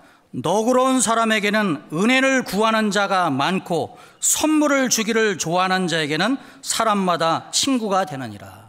정말 온유한 사람, 너그러운 사람, 부드러운 사람이 있잖아요. 너그러운 사람에게는 은혜를 구하는 자가 많습니다. 선물을 주기를 좋아하는 자에게 사람마다 친구가 된다. 선물을 줘야 되잖아요. 그 사람의 마음을 사기 위해서. 18장 16절입니다. 잠언 18장 16절 선물은 그 사람의 길을 너그럽게 하고 또 존귀한 자의 앞으로 그를 인도하느니라. 존귀한 자가 누구겠어요? 하나님, 우리 주 예수님 앞으로 인도할 수 있습니다. 선물을 주는데도 이게 안 먹게 들어가면 그러면 뭘 써야 되겠어요? 뇌물을 써야 되겠어요. 뇌물을. 잠언 17장 8절입니다. 잠언 17장 8절 뇌물은 임자의 보기에 보석 같은즉 어디로 향하든지 형통케 하느니라. 물론 뇌물은 안 좋은 거잖아요. 부정청탁하는 거잖아요. 좀 잘 봐달라는 거. 그래서 출애굽기 23장 8절에도 너는 뇌물을 받지 말라. 받지도 말고 주지도 말아라. 그런데 뇌물은 두 가지 일에 써야 됩니다. 첫 번째는 전도하는 일에 써야 되겠고 다른 사람하고 악한 감정에 가졌다든가 분을 풀 때 그런 때는 써야 됩니다. 예수님도 누가복음 16장 9절에 불의의 제물로 친구를 사귀라고 돼 있잖아요. 그래서 전도할 때 우리 학예 수양에 갑시다. 아니면 전도 집에 들으십시다. 일주일 하루에 뭐 5만 원 벌으면 5, 6, 30만 원 드릴게. 하루 뭐 일하는 것보다도 저녁에 2시간 말씀 듣는 것이 낫지 않냐. 물질을 써서 말씀 듣는 사람도 있습니다. 그리고 이제 구원 받고 나서 알았다. 네가 왜 돈을 나한테 주고 말씀 들으라는지 알았다 해서 돈 안 받아도 돼. 나 구원받게 해서 고맙다고. 그런 사람도 있잖아요. 또 그걸 이용하는 사람도 있습니다. 돈 먼저 주면은요. 어떤 분은 돈을 먼저 줬어요. 잘 들었습니다. 졸지 않고 저 사람은 구원받겠다. 근데 나중에 물어보니까 맹탕입니다. 잘 들었잖아 그랬더니 졸으면 돈 다시 달라갈까 봐. 그렇다고 얘기합니다. 이 돈은요 범사에 응용됩니다. 제가 서울의 한 지역에 목회를 할 때 그 자매님이 36살, 형제는 42살입니다. 그냥 머리가 좀 올라가서 나이가 좀 많이 먹어 보여요. 그래서 이제 장인 장모에게 이제 인사로, 교회에서는 이제 결혼하기로 정했는데 인사로 가는데 제가 봐도 퇴짜 맞을 것 같습니다. 그래서 형제님한테 야, 봉투 이렇게 2개 만들어서 과일 선물 바구니 가지고 가고 딱 가서 드리는데 가자마자 크게 절을 하고 봉투 하나씩 드리라고. 따로따로 드리라. 예? 그러니까 처음 봤는데 위아래 알아보고 어른 공경할 줄 알고 딱 보니까 배추님이 아니고 노란잎이잖아요. 예? 우리가 명절 때 부모님들이 가장 받고 싶은 선물이 뭐예요? 머니잖아요. 예? 그거 딱 받고 나서 합격. 야, 이렇게 부모 공경할 줄 알면서 그런 뜻을 한 말입니다. 예. 전도할 때. 예. 그리고 또 한 가지는 잠언 21장입니다. 잠언 21장 14절. 우선 한 가지, 이 마귀도 자기 편으로 끌어들이기 위해서 뇌물을 사용합니다. 그래서 에스더서 2장 9절에 보면 하만이라는 사람이 유대인들, 모르드게가 유대인이라고 했잖아요. 모르드게만 죽이면 성이 안 차니까 유대인들을 한 달에 다 죽여야 되겠다. 죽이려면 왕의 어인, 도장이 찍혀야 되거든요. 그래서 왕한테 가서 왕의 부구에 내가 1만 달란트를 드리리이다. 1만 달란트가 페르시아 1년 총수입 65%가 된대요. 그래서 그걸 왕의 부구에 드리고 어인을 찍었잖아요. 몇 날 며칠에 유대인을 죽일 것이다. 마귀도 자기 편으로 끌어들이기 위해서 뇌물을 씁니다. 우리도 전도하는 일에 뇌물을 써야 되고 분을 풀 때 뇌물을 써야 됩니다. 잠언 21장 14절. 은밀한 선물은 노를 쉬게 하고 품의 뇌물은 맹렬한 분을 그치게 하느니라. 예? 맹렬한 분을 그치게 한다고 했죠? 뇌물은 제가 오래전에 학예 수양이 끝나고 한 자매님이 대학교 교수 밑에서 조교로 근무하고 있었습니다. 대학원 들어가려고 공부도 하고 또 돈도 벌고. 근데 교회 다니는 이유로 이 교수님이 다른 동료보다도 이렇게 편애하는 게 아니라 조금 이렇게 편파적입니다. 너무 이제 다른 사람한테는 막 밝고 잘 대해주는데 우리 자매님에 대해서는 이렇게 좀 편파적으로 조금 퉁명스럽게 대하니까 불편하잖아요. 너무 지나친 편애가 있어서 저한테 이제 상담하러 왔습니다. 어떻게 하면 좋을까요? 직장은 좋은데 내가 공부하고 돈도 벌고 좋은데 교수님이 자꾸 이렇게 나를 간접적으로 이렇게 미워하는 모습이 보여서 직장을 그만두고 다른 곳에 가야 됩니까? 다녀야 됩니까? 그래서 그때가 이제 한 8월 달 됐어요.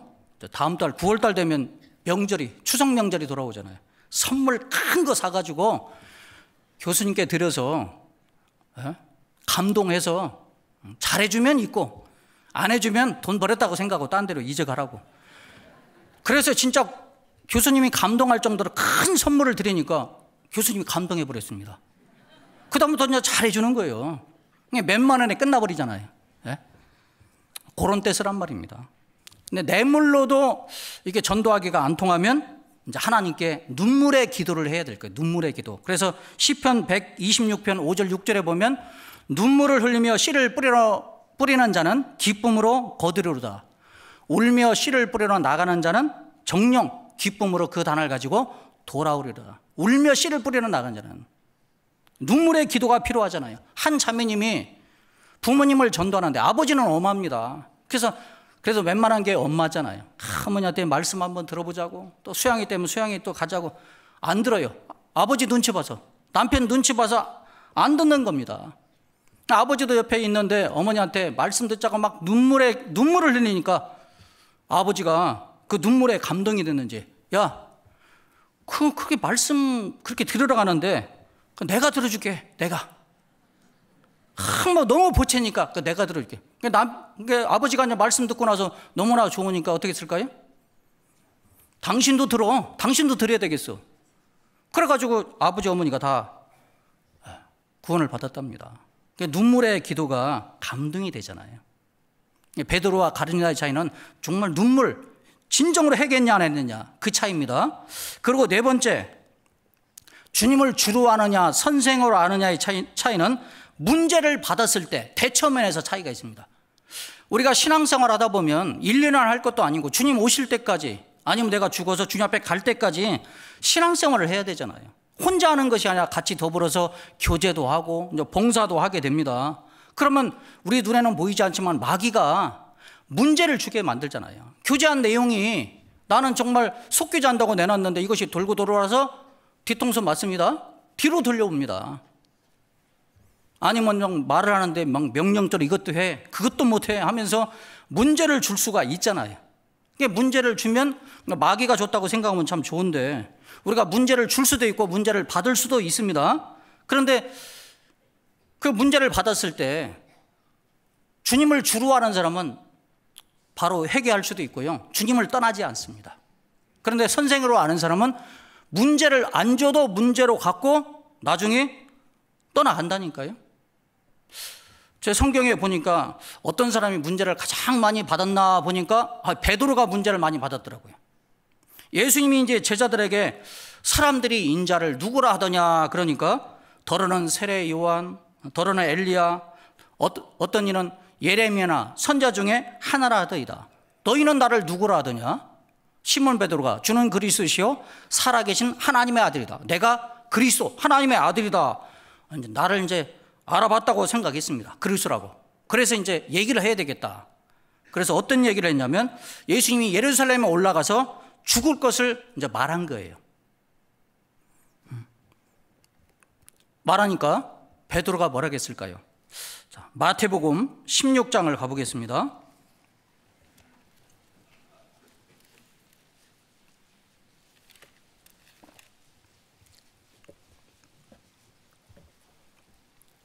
마태복음 16장 21절.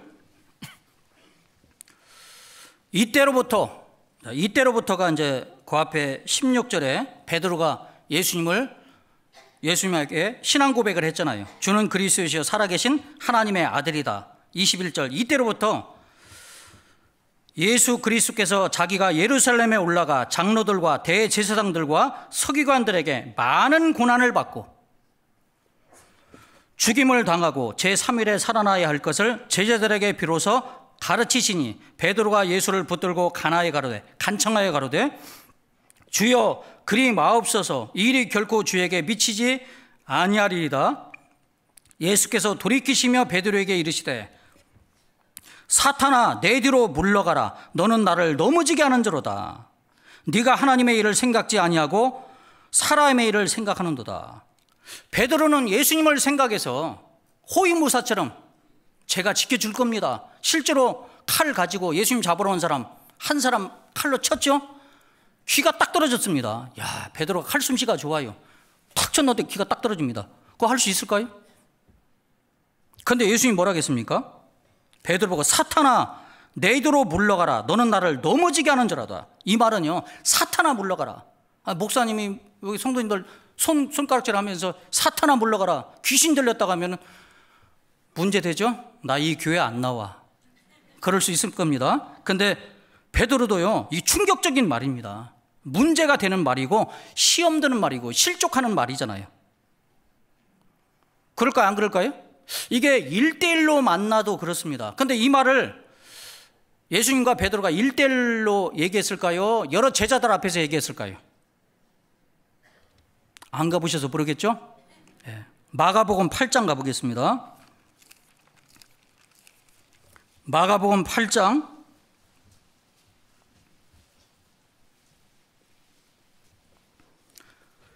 마가복음 8장 32절 봅니다. 마가복음 8장 32절. 드러내놓고 이 말씀을 하시니 베드로가 예수를 붙들고 가나매. 33절. 예수께서 돌이키사 누구들을 보시며 제자들을 보시며 베드로를 꾸짖어 가라사대 사탄아 내 뒤로 물러가라.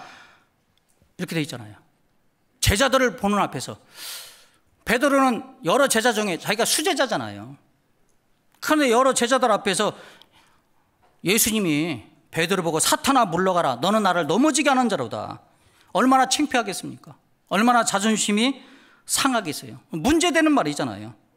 정말 쥐구멍이나 있으면 들어가고 싶은데, 근데 놀라운 것은 베드로가 문제를 삼지 않았다는 사실입니다. 문제 안 삼았어요. 예? 그 이유가 뭘까요? 그 답이 요한복음 6장에 나와 있습니다. 요한복음 6장 가보겠습니다. 요한복음 6장에 가보면 예수님의 오병이어 사건이 있습니다. 물고기 2마리에 떡 5개로 5,000명을 먹였습니다. 그 다음날 또 많은 사람들이 온 거예요. 썩는 양식을 위해서 일하지 말고 썩지 않는 양식을 위해라. 얻어먹으려고 온 겁니다. 썩지 않는 영생의 말씀, 썩지 않는 양식을 구하라. 그래서 내가 하늘에서 내려온 산떡이다. 이 떡을 먹으면 영생한다 얘기했습니다. 그래서 이제 많은 사람이 물러간 거예요. 66절입니다. 이러므로 제자 중에 많이 물러가고 다시 그와 함께 다니지 아니하더라. 예수께서 12 제자에게 이르시되 너희도 가려느냐? 같이 읽습니다. 시몬 베드로가 대답하여 하되 주여 영생의 말씀이 계심에 우리가 네게로 가오리이까? 우리가 주는 하나님의 거룩하신 자신 줄 믿고 알았었나이다. 영생의 말씀이 있는데 내가 어디로 가오리까? 그리고 69절에 우리가 주는 하나님의 거룩하신 자신 줄 믿고 알았었나이다. 하나님의 거룩한, 하나님의 아들인데 어디 가겠어요? 문제가 되지만 주님을 떠나면 안 되잖아요. 제가 한 지역에서 이제 다른 지역으로 이렇게 이제 발령받아서 가게 됐는데 한 달 정도 지났는데 한 자매님이 저한테 전화가 왔습니다. 전화가 와서 눈물을 흘리면서 목사님이시죠? 제가 잘못한 것이 있는데 용서해 주세요 그래요. 얘기해 보세요. 하다니 용서해 주세요. 얘기를 해야 용서해 주지. 그래서 제가 졌어요. 자꾸 용서해달라. 그래 용서할게 얘기해 보세요 그랬더니 저희 교회를 나왔는데 아이고 이제 이분이 좀 옷을 화려하게 입습니다. 또 입술은 그냥 분홍색 루즈를 발라서 조금만 가도 막 향수 냄새가 진동합니다. 근데 교사까지 했어요. 그냥 학생들도 싫어하는데 이제 구원받은 지 얼마 안 돼서 문제가 될까봐 말을 못하고 있습니다. 근데 이제 그러다가 누가 좀 얘기를 했는가 보죠. 교회에 올 때는 너무 향수 많이 뿌리지 말고 화려하게 오지 마세요. 그러니까 이제 문제가 돼가지고 다른 교회로 갔는가 봅니다. 옛날에는 이 비디오 한 질 있잖아요. 그게 있어서 이제 가져갔는데 다른 교회 갔더니 복음을 안 전합니다. 복음을 몇 달 가도 복음을 안 전해서 목사님 찾아갔답니다. 제가 전에 다니던 교회는 이 복음을 전해서 많은 영혼들이 구원받고 돌아오는데 제가 보니까 여기는 복음을 안 전하는 것 같으니까 이거 보시고 복음을 전했으면 좋겠습니다. 그 목사님이 이제 받긴 받는가 보죠. 그러니까 이제 그 다른 사람으로 하여금 저기 3단 아래에서 온 건가 보다. 잘 지켜봐라. 그러니까 이제 처음에 살갑게 잘 대해주는 사람들 잘 대해줬는데 눈빛이 뭔가 나를 이렇게 감시하는 눈빛인 것 같습니다. 그래서 안 되겠다. 여기는 복음이 없구나. 거듭나는 역사가 없구나. 내가 전에 있는 교회가 정말 복음을 전하고 하나님의 역사는, 성령의 역사는, 구원받는 역사가 있는 교회구나. 거기가 옳구나. 그래서 내가 다른 교회를 갔던 것을 용서해 주시고 나를 다시 그 교회로 가면 받아주실 것이죠. 그 말입니다. 용서해 오시라고. 한번 가보세요. 어떤 형제님도 여기만 구원 있나? 그래서 이제 심령 대봉에 갔습니다. 갔더니 막 박수 치면서 한 20-30분 막 하니까요. 가시지요. 알겠습니다. 정말 정확한 복음은 전하는 교회가 많지 않습니다. 내가 구원받은 무리 가운데 있다는 것은 주님 오심을 알아요. 영원한 속죄 받지 못하면 이 땅에 남을 겁니다. 유명하신 목사님들도 몰라요. 그래서 영접 기도만 하는데 예수님 피로 죄를 용서하여 주시옵소서 다 사해놨는데 그렇게 기도하더라니까요. 베드로는 영생의 말씀이 있기 때문에 주님이 하나님의 아들 그리스도이기 때문에 떠나갈 수가 없습니다.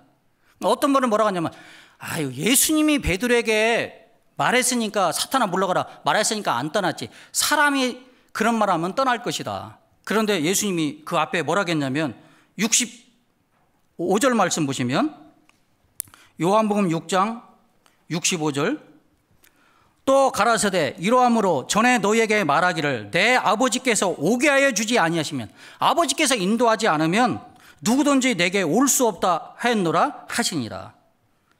아버지께서 인도해 주지 않으면 올 수 없다. 오늘 내가 이 자리에 왔지만 사람이 마음으로 자기의 길을 계획할지라도 그 걸음을 인도하는 자는 하나님이시잖아요. 하나님이 인도해서 오신 겁니다.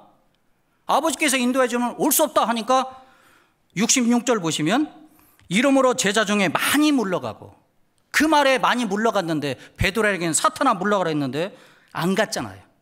그런데 베드로가 또 사람에게 문제가 되는 말을 들었습니다. 갈라디아서 2장을 가보겠습니다.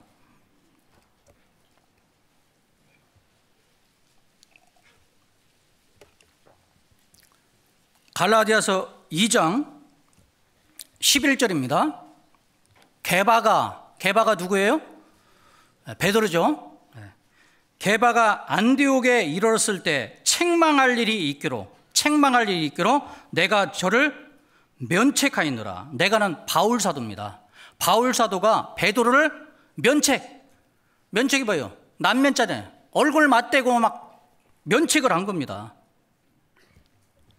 어떤 일로 면책을 했냐면 여기 보시면 12절 야고보에게서 온 어떤 이들이 이르기 전에 유대인들입니다.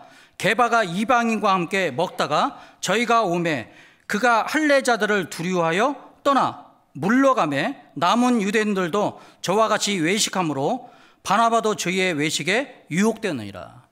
유대인들은 이방인과 상종하지 않잖아요. 근데 베드로가 이방인과 먹다가 유대인들, 야고보와 함께 유대인들이 온다고 하니까 이거 문제될까 봐 떠나갔다고 되어 있습니다. 우리가 이제 사도행전 10장에 보면 베드로가 지붕에 올라가서 기도하는데 하늘에서 그릇이 내려왔습니다. 그릇이 내려왔는데 보자기로 이렇게 내귀 싣는 것이 내려왔다고 되어 있어요. 거기에 각색 동물들, 부정한 짐승들이 있습니다. 부정한 짐승들 잡아먹어라. 유대인 편에서 보면 이방인들은 부정한 자입니다. 부정한 자를 잡아먹으라는 것은 이방인에게 전도하라는 말이거든요. 그런 일이 그래서 그릇이 내려왔다가 올라갔다 3번 있었습니다. 그리고 나서 이제 고넬료가 보낸 사람들한테 와서 고넬료 가정이 구원을 받죠. 이방인에게 구원받는 역사가 일어났습니다. 그래서 하나님이 이제 유대인하고 이방인하고 구분하지 않고 하나가 되게 만들어 주신 겁니다. 그럼 베드로가 꺼리끼지 말아야 되는데 그 환상을 봤음에도 꺼리껴서 떠나간 거예요. 그래서 바울 사도가 베드로를 면책을 하는데 1대1로 면책하기도 쉽지 않잖아요. 베드로는 수제자입니다. 그리고 고린도전서 15장 6절인가 보면 예수님 부활했을 때 모습이 12제자뿐만 아니라 500의 형제에 일시에 보이셨다. 500명. 그러면 베드로와 바울 사도 차이는 베드로가 1번이라면 바울 사도는 초대교회 때 뭐 3,000명, 5,000명 구원받았으니까요. 한참 뒤거든요. 그런데 바울 사도가 베드로를 면책을 했습니다. 그것도 1대1도 어려운데 여러 사람 앞에서. 이게 문제입니다. 14절 보시면 그러므로 나는 저희가 복음의 진리를 따라 바로 행하지 아니함을 보고, 그다음 뭐라고 써놨어요? 모든 자 앞에서 게바에게 이르되 네가 유대인으로서 이방을 쫓고 유대인답게 살지 아니하면서 어찌하여 억지로 이방인을 유대인답게 살게 하려느냐 하였노라. 모든 자 앞에서 베드로를 책망했다니까요. 베드로를 추종하는 사람들도 있고요, 또 바울 사도를 따르는 사람들도 있잖아요. 근데 모든 사람 앞에서 책망하기가 쉬운 것은 아닙니다. 내가 누군데 나한테 뭐 이런 말을 해? 여러 사람 앞에서 나를 그냥 무시하고 자존심 상하게 이런 말을 하냐고 할 수도 있잖아요. 그런데 베드로는 참았습니다. 왜? 자기가 잘못된 걸 알았기 때문에 문제 삼지 않았습니다. 그 증거가 베드로후서 3장 15절에 우리 사랑하는 형제 바울도 그 받은 지혜대로 썼고, 만약 문제가 있었으면 우리 사랑하는 형제 바울도 그런 말 안 썼겠죠? 우리 형제 바울도 이렇게 썼을 건데 문제 같지 않았어요. 주님을 주로 아는 사람은 자기 잘못했을 때 다른 사람의 충고를 달게 받습니다. 그런데 이제 가룟 유다는 어떨까요? 가룟 유다. 요한복음 12장 4절에 보면 마리아가 향유옥합을 보니까 가룟 유다가 마리아를 책망했습니다. 그러니까 다른 제자들도 마태복음 26장에 보면 다른 제자들도 덩달아서 이 마리아를 책망하는 겁니다. 그거를 팔아서 어려운 사람 돌아와지지. 요한복음 6장에 가보면 예수님이 오병이어 사건을 일어났는데 너희가 먹을 걸 줘라. 빌비 딱 계산해 보니까 200데나리온. 그러니까 마태복음에 보면 남자의 수가 5천이니까 여자, 노약자, 아이들 따지면 2만 명 좋게 될 겁니다. 2만 명 먹는데 200데나리온 들어갔습니다. 근데 마리아는 향유옥합이 300데나리온 되잖아요. 좋기 3만 명은 먹을 수 있는데 머리다 부으면 끝이잖아요. 그러니까 제자들 생각에는 이건 허비하고 낭비한다는 말이 맞을 수도 있습니다. 그러니까 이 마리아가 예수님께 향유옥합을 부으면서도 어찌할 바를 모르는 겁니다. 그 모습을 보고 예수님이 뭐라고 말씀하셨는지 마태복음 26장 오늘 본문 말씀 가보겠습니다. 26장 10절입니다.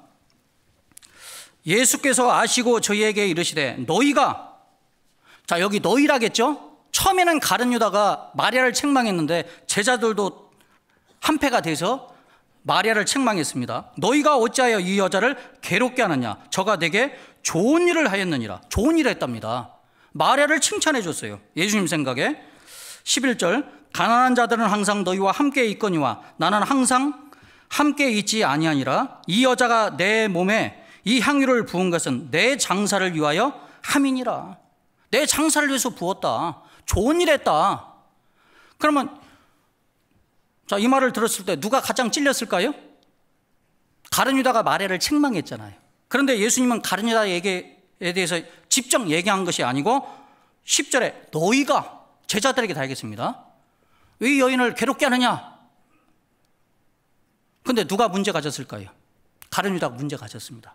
자기한테 직접적 얘기를 안 했는데 문제가 돼서 아까 읽은 말씀 14절 그때 너희가 어찌하여 여자를 괴롭게 하느냐, 이 말을 들었을 때 가룟 유다가 얹힌 것 같습니다. 문제가 돼서 나간 거예요. 나가서 어떻게 했습니까? 15절에 내가 예수를 너에게 넘겨주리니 얼마를 주냐. 그때 나가서 예수님 팔려고 흥정했잖아요. 우리가 이제 문제가 돼서요 나가버리면 안 됩니다. 좀 참아야지. 나가버리면 돌이킬 수 없고 성질대로 해버리면, 가룟 유다가 나중에 돌아왔으면 됐는데 결국엔 돌아오지 않았죠. 그래서 성령 충만한 사람, 예수님을 주로 아는 사람은 문제를 줘도 문제 삼지 않습니다. 그런데 예수님을 주로 아는 사람은 문제가 되면 예수님을 등 돌려요. 베드로는 예수님을 3번 부인했습니다. 신의를 저버린 거예요. 배신을 했어요. 가룟 유다는 배반했잖아요. 돌이킬 뻔했잖아요. 완전히 등을 돌이킨 겁니다. 우리는 주님을 살아가는 가운데 말씀대로 순종하지 못함으로 배신을 할 수 있어도 배반하면 안 되는 거잖아요. 끝으로 5번째, 주님을 주로 아느냐 선생으로 아느냐의 차이는 말씀을 깨닫는 면에서 차이가 있습니다. 말씀을 깨닫는 면에서 영에 속한 사람은요 말씀을 들으면 잘 깨달아요. 그런데 주님을 주로 아는 사람은 깨닫게 해줘도 못 깨닫습니다. 자, 베드로는 예수님이 닭 2번 울기 전에 3번 부인하랴. 베드로가 부인했습니다. 닭이 꼭 깨어 울었어요. 그런데 못 깨달았습니다. 2번 부인하고 3번째 부인했을 때 닭이 울었죠. 꺾기했을 때 예수님 말씀이 생각났잖아요. 그 위대한 베드로를 돌이켜야 한 자가 누구요? 닭이요. 닭 소리로 베드로가 깨우쳤잖아요. 주님 말씀을 깨달았습니다. 그런데 가룟 유다는요 3년 반 동안 예수님과 동고동락하면서 엄청나게 많은 말씀 들었잖아요. 많은 이적을 봤습니다. 근데 그런 말씀이요 머릿속에 남는 것이 아무것도 없어요. 우리가 정말 말씀의 귀를 기울여서 주의 깊게 잘 듣지 않으면 나가면 거의 다 잊어버립니다. 2, 3일 되면 거의 80% 잊어버립니다.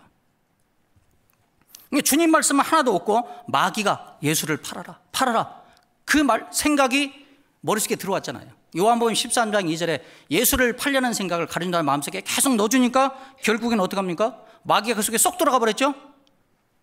그 많은 말씀이 다 없어진 거예요. 마귀 말만 쏙 들어왔습니다. 그래서 이제 예수님이 가룟 유다가 이제 앞으로 자기를 팔 것을 알고, 그래서 이제 가룟 유다를 돌이키기 위해서 3번 말씀으로 찔러줬습니다. 그래서 우리가 전도서 12장 11절에 보면 지혜자의 말씀은 찌르는 채찍 같고 회중의 스승의 말씀은 잘 박힌 목 같으니 다 한 목자의 주신 바니라, 그런 말씀이 있잖아요. 그래서 예수님이 제자들에게 너희 중에 하나가 나를 팔리라, 내니까 베드로가 어떻게 했어요? 가룟 유다가 내니까 네가 말하였다. 그 앞에 26장 25절입니다. 첫 번째 가룟 유다의 마음에 잘못된 생각을 고치기 위해서 첫 번째 찔러줬습니다. 25절, 예수를 파는 유다가 대답하여 가로되 랍비여 내니까 대답하시되 네가 말하였도다. 네가 말했다. 그러면 자기가 예수를 팔려는 생각을 예수님이 알았기 때문에 이 말을 하면 움찔하고 엎드려서 잘못했다고 해야 될 거 아닙니까? 근데 잘못하지 않았습니다. 그러니까 네가 말하였도다 했는데 이 말을 베드로가 잘 못 들은 것 같습니다. 그래서 요한복음 13장에 가보면 이제 베드로가 예수님 맞은편에 있는 것 같아요. 사도 요한이 옆에 있고 가룟 유다가 가까이 있습니다. 그래서 베드로가 이제 요한한테 머리질한 겁니다. 야, 예수를 팔 자가 누군지 말 좀 해봐. 그래서 이제 요한이 뭐라고 합니까? 누가 팔 겁니까? 그러니까 내가 떡을 찍어다 주는 자가 그다. 그래서 예수님이 떡을 찍어다가 가룟 유다에게 줬잖아요. 떡을 찍어다 주려면 바로 옆이든지 두 번째 있어야 될 겁니다.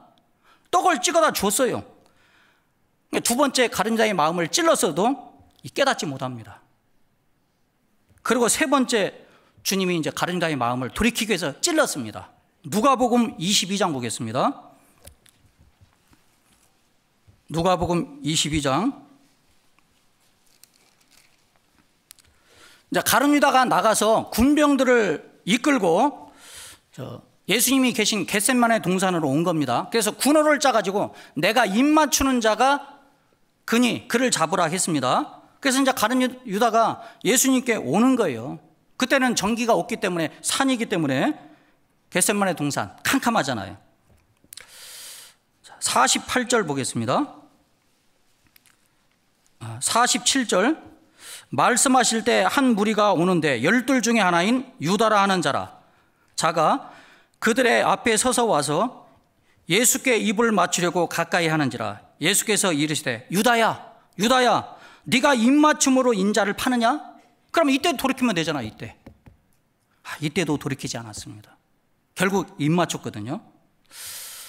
그래서 영에 속한 사람은 닭수리에도 깨닫는데 육신에 속한 사람, 주님을 선생으로 아는 사람은 깨닫다라고 여러 번 지적을 해줘도 못 깨닫습니다. 그래서 잠언 27장 22절에 미련한 자를 곡물과 함께 절구해 놓고 공의로 찌를지라도 그의 미련한 것은 벗어지지 않는다.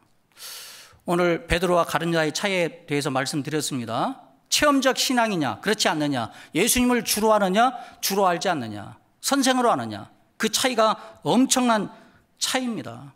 이제 주님 오실 날이 가까운데 이왕 신앙생활 할 바에는 예수님을 선생으로 알고, 주로 알고 정말 열심히 살아가면 이 신앙이 성공한 자가 될 것이고 칭찬과 영광과 존귀를 얻을 겁니다. 그런데 적당하게 교회만 왔다 갔다 하는 신앙을 갖는다면 엄한 책망도 있을 겁니다. 그래서 이왕 신앙생활 하려면 좀 화끈하게 열정적으로 주님을 위해서 살았으면 좋겠습니다. 기도하고 마치겠습니다. 하나님 감사합니다. 우리에게 이 확실한 말씀을 주셔서 주님의 복음의 말씀을 통해서 구원받고 주님 섬기며 믿음 가운데 생활하고 있습니다. 이제 죄사함 받았기에 성령의 내 안에 계시기에 우리가 영에 속한 사람이지만 또 육신에 속해서 적당히 살아감으로 육에 속한 사람, 주님을 선생으로 알고 살아가는 성도들도 많이 있습니다. 오늘 말씀을 통해서 내가 영에 속한 사람인지 육에 속한 사람인지 선생을 주로 알고 사는지 선생으로 알고 사는지를 마음속에 분별하게 하시고 정말 내 선생으로 안다면 돌이키고 주님 앞에 열심히 살아감으로 말미암아 훗날 주님 앞에 섰을 때 부끄럼 없이 서는 믿음의 성도님들이 다 될 수 있도록 도와주옵소서. 내일부터 또 오전 집회, 교구 집회 있습니다. 또 많은 분들 집회 참석하여 또 구원함을 얻을 수 있도록 도와주옵소서. 오늘도 인도하심 진정 감사드리오며 예수님 이름으로 기도드렸습니다. 아멘.